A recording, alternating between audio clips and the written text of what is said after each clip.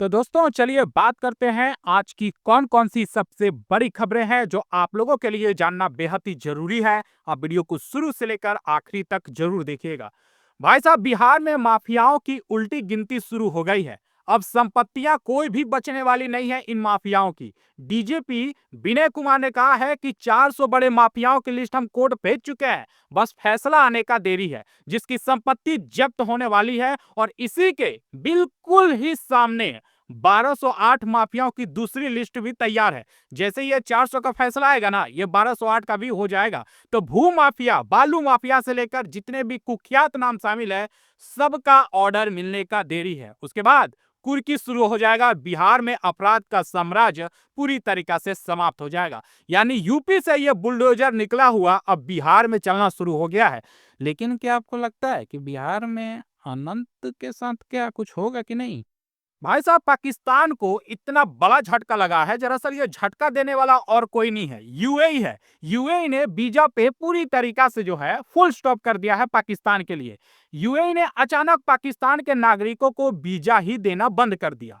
Report में बताया जा रहा है कि पिछले कुछ महीने से अपराध और फर्जी डॉक्यूमेंट बहुत ज्यादा देखने को मिल रहे हैं पाकिस्तान से। भाई, पाकिस्तान तो पूरी तरीका से फर्जी है। इसे अगर टाइटल दिया जाए ना तो ये फर्जी ही अच्छा लगता है। तो भाई ऐसा है कि कड़ा कदम इसलिए उठाया गया है और उसके बाद से शहबाज शरीफ सरकार का दबाव काफी ज्यादा बढ़ गया है। अब यूएई की तरफ से रास्ता तो बंद है, अब पाकिस्तान में हड़कंप मच चुका है। एक बात बताओ, पाकिस्तान का सबसे अच्छा अब तक का प्रधानमंत्री कौन रहा है? मौसम फिर से बिगड़ने वाला है। आईएमडी ने भारी बारिश और बिजली गिरने का बड़ा अलर्ट जारी किया है। मौसम विभाग के मुताबिक 30 नवंबर यानी ये महीने के आखिरी तक कई राज्यों में लगातार तेज बारिश, तूफानी हवाएं और बिजली गिरने की संभावना बताई जा रही है। तटीय जितने भी इलाके हैं, दक्षिणी भारत है और पूर्वी राज्यों में मौसम बेहद ही खराब रहने वाला है। तो घर से निकलते हो तो सावधान रहना। ये आने वाला दिन मौसम किसी भी वक्त करवट ले सकता है। लेकिन क्या आप लोग कभी ये जानने की कोशिश की है, जब बारिश में आप भींजते हैं तो कभी अपना बचपना याद आता है? बिहार में बुलडोजर गरजने को तैयार हो गया है भाई। नए गृह मंत्री सम्राट चौधरी मैदान में उतर चुके हैं। गृह विभाग संभालते ही सम्राट चौधरी ने कहा है कि भाई हम पूरी तरीका से अपराधियों को साफ कर देंगे। माफियाओं और अवैध कब्जाधारियों पे अब सीधा एक्शन होने वाला है। इसी को लेकर तेज प्रताप यादव भी भड़क गए हैं। उन्होंने कहा है, तेज प्रताप यादव, ये तेज प्रताप यादव नहीं है भाई, ये है वाइस सिक्योरिटी वाला ब्लॉगर। ये गरीबों पे हमला बता रहे हैं और माफियाओं पर नहीं। मतलब तेज प्रताप यादव का कहना है कि ये जो माफियाओं पे जो बुलडोजर चल रहा है ना, वो माफिया नहीं है भाई, वो गरीब लोग हैं। बताइए, इसीलिए यार लालू परिवार पूरी तरीका से बिखर गया है। बिहार में सत्ता तो बदली लेकिन अक्ल नहीं बदला। अब एक्शन का तरीका भी बदल गया है। तो भाई बिहार पूरी तरीका से बदल रहा है। आपको क्या लगता है, एनडीए का सरकार सही है? दोस्तों, बिहार के युवाओं के लिए गेम चेंजर हो गया है, क्योंकि नीतीश कुमार ने सेट कर दिया है 1 करोड़ नौकरी का टारगेट। जी हाँ, घोषणा पत्र में जारी किया गया था एनडीए की तरफ से कि हम 5 साल में 1 करोड़ नौकरी का टारगेट ले रहे हैं। भाई हर परिवार में तो नहीं मिल सकता है, वो तो असंभव चीज था। लेकिन हाँ, 1 करोड़ तो मिल सकता है और नीतीश कुमार पे सबको भरोसा है, क्योंकि नीतीश कुमार के ऊपर आज तक 1 रुपया का भी भ्रष्टाचार का आरोप नहीं लगा है। और नीतीश कुमार भाई जेन्युइन आदमी है, अगर वो कह रहे हैं तो होगा। तो नीतीश कुमार ने कहा है कि अगले 5 साल में सरकार 1 करोड़ युवाओं को नौकरी और रोजगार से जोड़ने की तैयारी कर रही है। इसके लिए उद्योग, स्टार्टअप सपोर्ट सब कुछ किया जा रहा है। स्किल डेवलपमेंट यूनिवर्सिटी जैसे बड़े प्लान शुरू किए जा रहे हैं। लेकिन सबसे बड़ा सवाल जानते हो क्या है, कि क्या बिहार से ये रोजगार मिशन जो बनेगा ये सिर्फ वादा तक ही रहेगा? क्योंकि भाई एनडीए है, गठबंधन, और ये गठबंधन को ऐसे होने में ज्यादा टाइम नहीं लगता है। दिल्ली वालों, यमुना किनारे अब बनने जा रहा है 53 किलोमीटर का शानदार साइकिल हाईवे। हम आपको बताते हैं क्यों। क्योंकि डीडीए ने बड़े प्रोजेक्ट को मंजूरी दी है कि वजीराबाद से कलिंदी कुंज तक यमुना के किनारे पूरा 53 किलोमीटर का ग्रीन साइकिल का कॉरिडोर बनाया जाएगा। इससे ट्रैफिक कम होगा, प्रदूषण घटेगा। दिल्ली में पहली बार इतना बड़ा ट्रैक तैयार होगा। आने वाले दिनों में दिल्ली का सफर बदलने वाला है और साइकिलिंग का नया स्टाइल लौटेगा। एक बात बताएं, प्रदूषण से न निपटने का ना ये शानदार जुगाड़ है। बंगाल में ममता जी का मास्टर स्ट्रोक।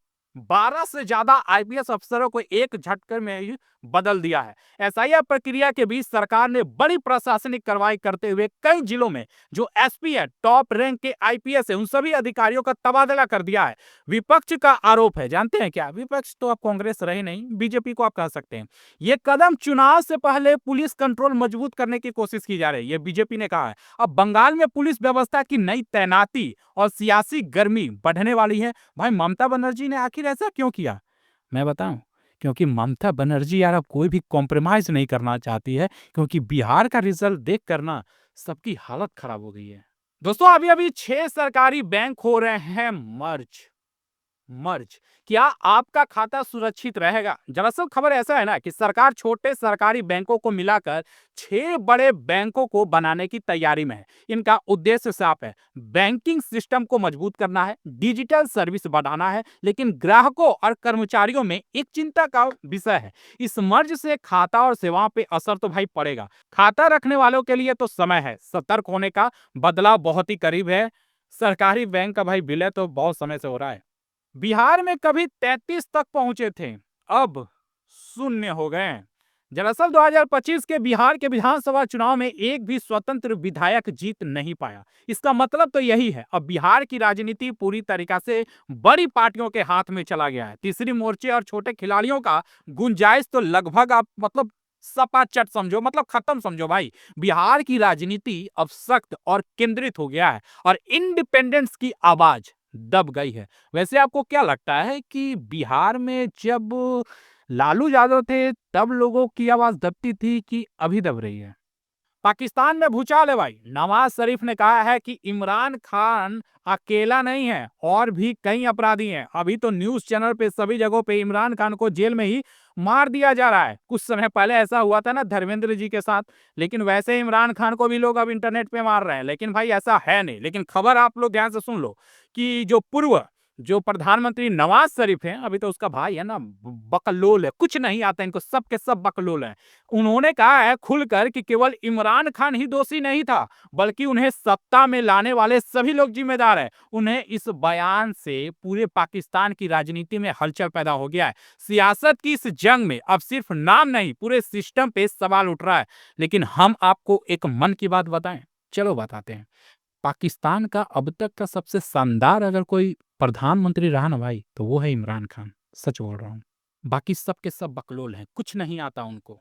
सिर्फ 4 दिन बचे हैं भाई साहब, ये 4 काम आप जरूर से निपटा लें, नहीं तो मुश्किलें बढ़ सकती है, क्योंकि 30 नवंबर आखिरी समय है। 30 नवंबर तक पेंशन भोगी जितने भी है, जिनको भी पेंशन मिलता है, तो उनको पता है कि हर साल नवंबर खत्म होते होते अपना जीवन प्रमाण पत्र को जमा करना होता है। तो अब एनपीएस से लेकर यूपीएस ट्रांसफर हर एक चीज पीएनबी ग्राहकों को केवाईसी अपडेट करना जरूरी है। तो साथ ही टैक्स फाइलिंग हो या फिर चालाना स्टेटमेंट भी अंतिम तारीख तक जो है कर लें, जो 30 नवंबर का बताया जा रहा है। समय रहते इन कामों को पूरा करना जरूरी है, और नहीं तो आपको जो है परेशानी झेलना पड़ सकता है। बंगाल में सियासी तूफान मच गया है। ममता बनर्जी ने एसआईआर के खिलाफ विरोध काफी ज्यादा तेज कर दिया है। सीएम ममता बनर्जी ने कहा है कि एसआईआर सिर्फ एक वोटर लिस्ट अपडेट नहीं है, बल्कि मुस्लिम वोट बैंक और 100 से ज्यादा सीटों पर असर डाल सकता है। टीएमसी ने पूरे राज्य में रैली निकालते हुए विपक्ष के घुसपैठियों और एनआरसी के डर पे जनता को चेतावनी दी है। अगर बंगाल में चुनावी खेल और तेज होगा तो भाई एसआईआर हो या फिर वोटर डायनेमिक्स, कौन जीतेगा कोई नहीं जानता। वैसे ये ममता बनर्जी इतना प्रोटेस्ट क्यों कर रही है यार एसआईआर को लेकर? पता नहीं।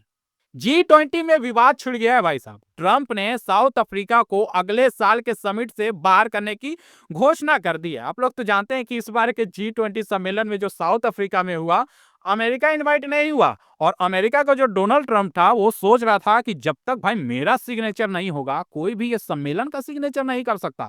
लेकिन भाई उसके नावजूद होने के बाद भी सिग्नेचर हो गया। बस डोनाल्ड ट्रंप को आ गया गुस्सा। डोनाल्ड ट्रंप ने कहा कि साउथ अफ्रीका को 2026 के G20 सम्मेलन में हम नहीं बुलाएंगे। उन्होंने किसानों का मुद्दा बना लिया है, देश की नीति को लेकर आलोचना कर दी है। इसके साथ ही अमेरिका की तरफ से आर्थिक मदद और सब्सिडी पर भी रोक लगा दिया गया है। अब सवाल यह है ना भाई, क्या साउथ अफ्रीका G20 में वापसी होगा या पूरी दुनिया इसकी सियासत का असर देखेगी? भाई साउथ अफ्रीका ना फंस गया है। बिहार में 10 लाख जीविका दीदियों के खाते में जल्द 10-10 हजार रुपए आने वाले हैं। जी हाँ, जिन महिलाओं को बिहार में 10,000 रुपया मिला, वो जो वंचित हो गए अब उनको भी 10,000 मिलेगा। कैसे मिलेगा? तो मुख्यमंत्री महिला रोजगार योजना के तहत 28 नवंबर को 10 लाख महिलाओं के खाते में सीधे 10,000 रुपए भेजने जा रही है सरकार। इससे पहले कई लाख महिलाओं को पहले ही भुगतान किया जा चुका है। जो बच गई है उनका भुगतान होने वाला है। सरकार का लक्ष्य है कि सभी पात्र महिलाओं को दिसंबर के पहले हफ्ते तक राशि मिल जाएगी। अगर आपका खाता, ध्यान से सुनिएगा, जीविका दीदी योजना में है, बैंक में चेक करना बिल्कुल ना भूलें। आप राज्य की सरकारी ऑफिशियल साइट में जाकर अपना नाम चेक कर सकते हैं। वहां पीडीएफ फाइल में पूरा नाम दिया गया है, तो बैंक में अपना नाम जरूर चेक कर लेना कि आपका खाता जीविका दीदी में है या नहीं है। चीन कहता है अरुणाचल प्रदेश उसका हिस्सा है। भारत ने साफ साफ मना कर दिया। अब चीन इसे दक्षिणी तिब्बत कहता है, बेंचो, और मैकमोहन लाइन को मानता नहीं है। और भारत का कहना है कि अरुणाचल प्रदेश अविच्छेद हिस्सा है और पूरे इलाके पर उसकी प्रशासनिक नियंत्रण है। और यह विवाद सिर्फ जमीन का नहीं है भाई, बल्कि सुरक्षा और भू राजनीतिक से जुड़ा हुआ है। अब सवाल यह है ना भाई साहब, क्या ये तनाव बढ़ेगा या फिर दोनों देशों के बीच कूटनीतिक जो बहुत समय से चल रहा है, चाइना से यार बनेगा नहीं, हमें लगता है कभी। बिहार चुनाव में कांग्रेस की हार के बाद राहुल गांधी ने बैठक की। ध्यान से सुनिएगा, कई खुलासों का सामना हुआ। बिहार चुनाव में आखिर कांग्रेस इतने कम सीटों से कैसे हार गई भाई? कांग्रेस सिर्फ 6 सीटों पर ही सिमट के रह गई बिहार में। हार के बाद राहुल गांधी ने पार्टी के जितने भी नेता हैं उनके साथ बैठी, समीक्षा की, चुनाव में हुई गड़बड़ियों की, रणनीतियों की कमजोरियों का विश्लेषण किया। पार्टी ने कहा कि कई उम्मीदवार और कार्यकर्ता भी चौंकाने वाले खुलासे कर रहे हैं। अब सवाल यह है ना भाई, क्या कांग्रेस अपनी रणनीति बदलकर बिहार में वापसी कर पाएगा? लेकिन मुझे ये नहीं समझ में आता है कि भाई राहुल गांधी ये क्यों पूछ रहे हैं कि आखिर हमसे कमी कहाँ हो गई, हमने कहाँ गड़बड़ी कर दी? लेकिन गड़बड़ी तो ईवीएम मशीन में है ना, वोट चोरी में है ना, तो राहुल गांधी ऐसा क्यों बोले? दोस्तों, स्मृति मानधावन प्लस, जी हाँ, म्यूचुअल ड्रामा में एक नया ट्विस्ट आ गया है। मिस्ट्री गर्ल ने आखिर तोड़ दी है अपना चुप्पी। सोशल मीडिया पे तो प्लस को लेकर आप तो देख ही रहे हैं, धोखा देने का आरोप वायरल हो गया है। उसके बाद से स्मृति के पापा को जो है हॉस्पिटल भी लोग भेज दे रहे हैं। लेकिन अब मिस्ट्री गर्ल ने साफ कह दिया है, जिनके साथ वो था, प्लस से वो कभी मिली ही नहीं। प्लस की कजन ने भी कहा कि बिना सबूत के किसी पर भी इल्जाम लगाना सही नहीं है। मामला अब धीरे धीरे सुलझता तो दिख रहा है, लेकिन ध्यान से सुनिएगा, ये तो सिर्फ एक अफवाह थी। कोई भी कहानी छिपी नहीं होती। ये ड्रामा अभी खत्म नहीं हुआ है, बस इंतजार करिए, रोज कुछ ना कुछ ड्रामा तो होता ही रहता है। यूपी में बड़ा बदलाव आ गया है। अब आधार कार्ड जन्म तिथि का प्रमाण पत्र नहीं माना जाएगा। ठप्पा लग गया है उत्तर प्रदेश की सरकार का। तो यूपी में अब आधार कार्ड जन्म तिथि का प्रमाण पत्र नहीं होगा। योगी सरकार ने सभी विभागों को स्पष्ट निर्देश दिया है कि बैंक हो, स्कूल हो, सरकारी फॉर्म में उम्र साबित करने के लिए आधार कार्ड स्वीकार नहीं होगा। अब आपको जन्म प्रमाण पत्र या स्कूल का सर्टिफिकेट जैसे वैध दस्तावेज को दिखाना होगा। अगर आप आधार कार्ड पर ही उम्र का भरोसा करते थे तो तुरंत अन्य दस्तावेज भाई आप तैयार कर लो, क्योंकि आधार कार्ड अब नहीं होगा। असम में बड़ा खुलासा हुआ है। दूसरी शादी करने वालों के लिए अब 10 साल का जेल। जी हाँ, असम प्रोहिबिशन ऑफ पॉलीगम बिल में 2025 को असम विधानसभा ने पास कर दिया है। यानी असम की सरकार ने अब कह दिया है, इस कानून के तहत अगर कोई अपनी पहली शादी जिंदा और वैध है और फिर भी दूसरी शादी करता है या पिछली शादी छुपाकर दूसरी शादी कर लेता है तो भी अपराध माना जाएगा। पहली गलती यानी कि मरा नहीं है उसका पार्टनर लेकिन शादी कर लिया तो 7 साल का जेल, और अगर छुपा कर शादी कर लिया तो 10 साल का, मतलब 3 साल जो है ऑफर के साथ मिलेगा। अब असम में बहु विवाह नहीं चलेगा। कानून कह रहा है एक शादी और एक ही कानून। भाई ये दुख काहे खत्म नहीं होता है यार। समय रैना को सुप्रीम कोर्ट ने दिया है एक खास आदेश। अब करना होगा एक जिम्मेदारी वाला काम। कॉमेडियन ने दिव्यांगों का मजाक उड़ाया था। अब कोर्ट ने आदेश दे दिया है कि हर महीने कम से कम 2 फंड रेजिंग का इवेंट आपको आयोजित करना होगा और इन कार्यक्रमों में उद्देश्य दिव्यांगों की मदद करना होगा, उनके सम्मान को बढ़ाना होगा। सिर्फ आप जो है पूरे खुले आम मजाक उड़ा देते हो दिव्यांग का और सिर्फ हाथ जोड़कर माफी मांग लेते हो, भाई इससे काम नहीं चलेगा। अब काम से साबित करना होगा कि आपने उस जिम्मेदारी को समझा है, आपको ये लगा है कि आपने जो कहा है, जो किया है वो गलत किया है, मजाक नहीं बनाना चाहिए था, तो भाई वो चीज आपको दिखाना होगा। फिलहाल दोस्तों इस वीडियो में इतना ही। बाकी की बड़ी खबरों की जानकारी के लिए चैनल को सब्सक्राइब करें, बेल घंटे को दबाएं। धन्यवाद।